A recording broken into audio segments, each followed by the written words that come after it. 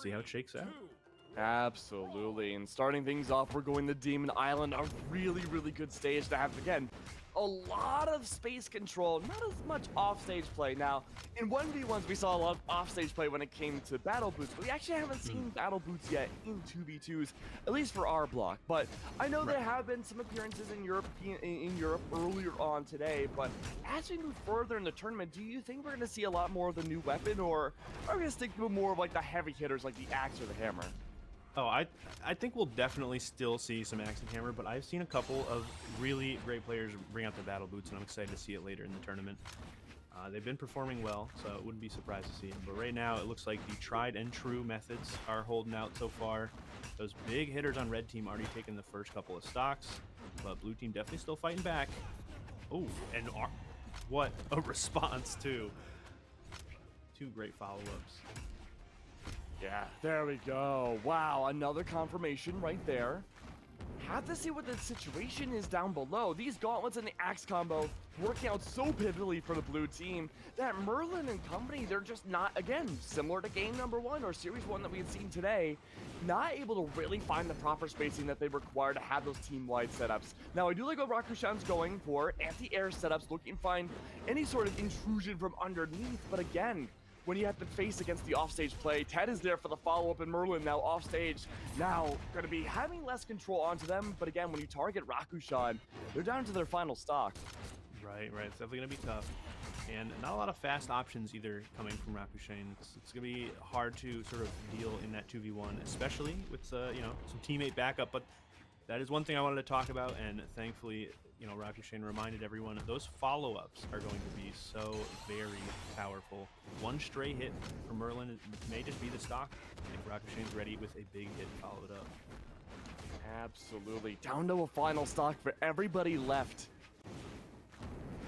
Rakushain playing a little bit more of a quieter game. Notice how much damage has been applied to that Taros pick too. They don't want to be in the middle of the battle just yet. Merlin's going to take the brunt of the heat, still fresh on that final stock, but in this 2v1, even blue team has slowed down their pacing a little bit more to kind of accompany this.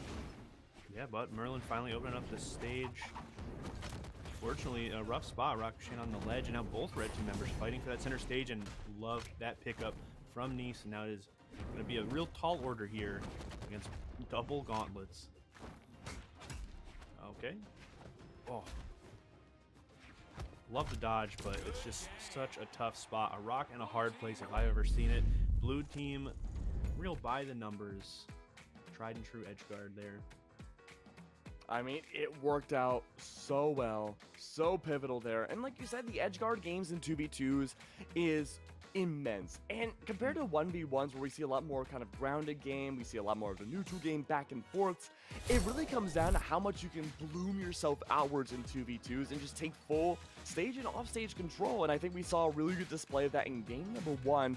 But I gotta say, there was a lot of presence of axes in that first game. No legend swaps going to game number 2, and that might make things a little bit more difficult for red team, but Merlin and Rakushain, as long as Rakushain, can keep up the flow on the same pace as everybody else, this could be a much more competitive game.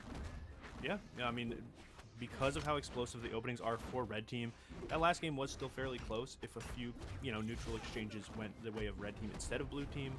But right now, it still looks like it's the blue team show. The first stock coming out quick. Neeze with a wonderful edge guard. Merlin going down, trying to fight back, get that weapon. Oh, okay. Red team thrown high up into the sky. Rakushain now on the complete opposite, leading the charge for red team with that first stock still in. Oh, almost a caster's curse, still in hand.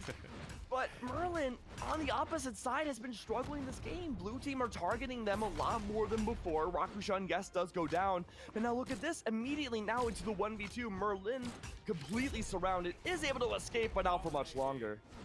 Yeah, I mean, just really good play from blue team. They've been sort of, capitalizing on some of the slower legends on the other team and just getting one big hit to send one away and then forcing a 2v1 as fast as possible. Really good. Puts a lot of damage on, sets up for the edge guard, but now Rakushain fighting back. Okay.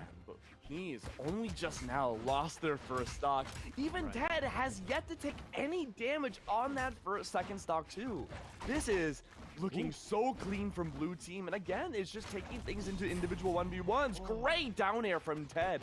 What an unfortunate weapon spawn, though, for Rakushain. It looked fine, and then Ted immediately struck back with that edge guard. Really good stuff, and this is going to be one for the combo reel for sure. Oh, my goodness. Oh, Oh no. Rakushain fighting back. To have the fortitude to fight back after that, gotta say. But what a showing from blue team.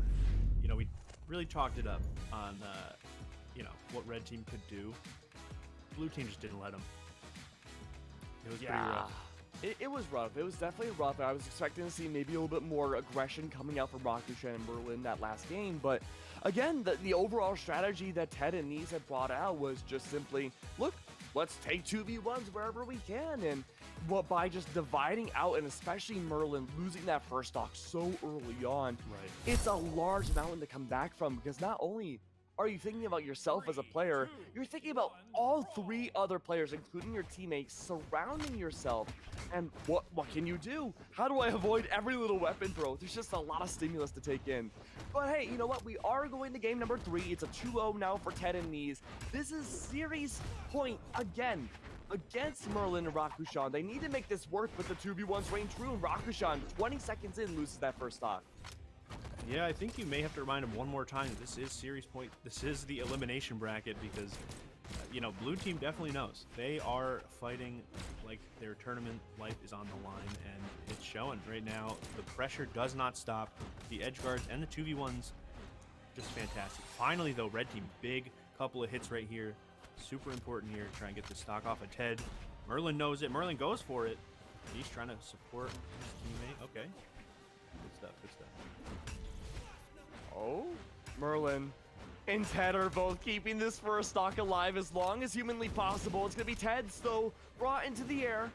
He does land back down, gets a beautiful side air, eliminates Merlin's first stock. Still putting the pressure on 2. This is such a rough spot. If Ted makes it back here, it's rough. But finally, Rakushain taking that stock. Not with the edge guard, but with the follow-up instead. Good stuff, and a little bit of team attack, unfortunately. Gonna break up the neutral. Back to 2 1v1s. Okay. Wow, Ted. What would have been a bad spot actually somehow just immediately reverses it, and now red team on the back foot somehow in that 2v1. Big couple hits from Ted as well, and Neeze on the offensive looking for a combo starter. Okay, huge couple of hits here. I love the follow-ups. Blue team's playing so well and so together throughout this set. You're completely right. And this is such a much more better cleanup from Merlin and Rakushain. But the issue is, Rakushain's on that very final stock. That could be series stock right there. And as I say that, they fall. It's down to Merlin now. Last one. It's going to be tough. No. Stuck on... Oh, okay, well... an uneventful end to a pretty eventful set, I will say, but unfortunately, that is the way it goes sometimes. It's going to be Merlin and Rakushain going down in 9th place, but Ted and Neeze moving on to the rest of the bracket. Yeah, moving forwards. It's interesting because, 2v2s, they've evolved so much over the years. And even from BCX, we've been seeing a lot more evolutions. But I gotta say, with the weapon choices, those never change. The double axe, I was expecting a little bit more. But these double gauntlets, plus the axe of the Rayman pick, worked out so pivotally. Again, it just disenfranchised these teammates. And when you have that ability to just go brute force up close and personal, and you're able to just take down a stock so early on, it was a big benefit for a lot of these teams, at least that we've seen today. And again, Ted and Neeze, there's no way they don't keep that same stride going on as they make their way forwards in the bracket. Yeah, they looked very comfortable on it. It looked like a winning strategy, obviously, with the sample size of that last set. Very winning.